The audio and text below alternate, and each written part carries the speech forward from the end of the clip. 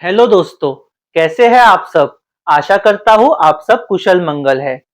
अक्सर कई लोग जब पब्लिक सेक्टर बैंक ज्वाइन करते हैं तो कई बार उनके अपॉइंटमेंट लेटर में या फिर जो रिक्रूटमेंट नोटिफिकेशन होता है उसमें ऐसी एक कंडीशन होती है कि यदि वो 3 साल के पहले उस नौकरी को छोड़ दे तो उन्हें कुछ अमाउंट ऑफ पैसा जमा करना पड़ेगा।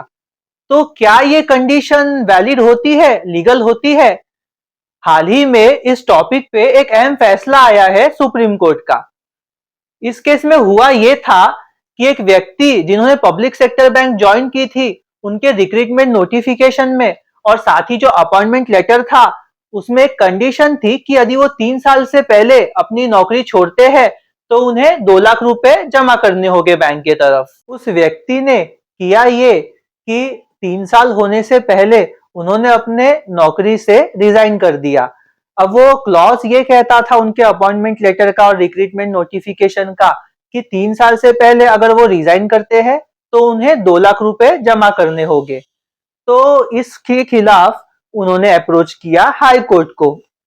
उनका कहना ये था कि ये जो क्लॉज था ये इनवैलिड था, मतलब वॉइड था, क्योंकि कॉन्ट्रैक्ट एक्ट के अनुसार अगर कोई भी एग्रीमेंट किसी भी व्यक्ति को कोई लॉफुल प्रोफेशन, ट्रेड या बिजनेस करने से रोकता है तो वो इनवैलिड है। उसी तरह हमारे संविधान के अनुसार हमारे पास में राइट्स है कि हम कोई भी लॉफुल प्रोफेशन, ट्रेड या बिजनेस को प्रैक्टिस करें। तो इस केस में हाईकोर्ट ने उनके फेवर में फैसला सुनाया। इसके खिलाफ बैंक ने सुप्रीम कोर्ट को अप्रोच किया। आइए देखते हैं कोर्ट ने इसमें क्या पाया।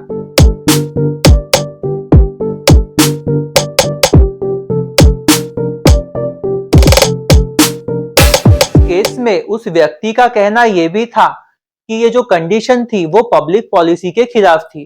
कॉन्ट्रैक्ट एक्ट के अनुसार अगर कोई एग्रीमेंट पब्लिक पॉलिसी के खिलाफ है तो वो अनलॉफुल होता है। तो कोर्ट ने इसमें यह पाया कि यदि कोई सर्विस एग्रीमेंट में कोई एम्प्लॉय को प्रिवेंट करता है कोई और काम करने से एग्रीमेंट के पीरियड के दौरान, तो वो इनवैलिड या वॉइड नहीं है, क्योंकि उसका ऑब्जेक्ट ये नहीं होता कि उसके फ्यूचर एम्प्लॉयमेंट को रोके। और कोर्ट ने इसमें यह भी पाया कि जो बैंक है वो एक पब्लिक सेक्टर बैंक है, तो उसे दोबारा एक एक्सपेंसिव रिक्रूटमेंट प्रोसेस करनी होगी। तो कोर्ट ने इसमें यह फैसला सुनाया कि ये कंडीशन जो है वो पब्लिक पॉलिसी के खिलाफ नहीं है और साथ ही ये रिस्ट्रेंट ऑफ ट्रेड के अंतर्गत भी नहीं आता है कॉन्ट्रैक्ट एक्ट के अनुसार।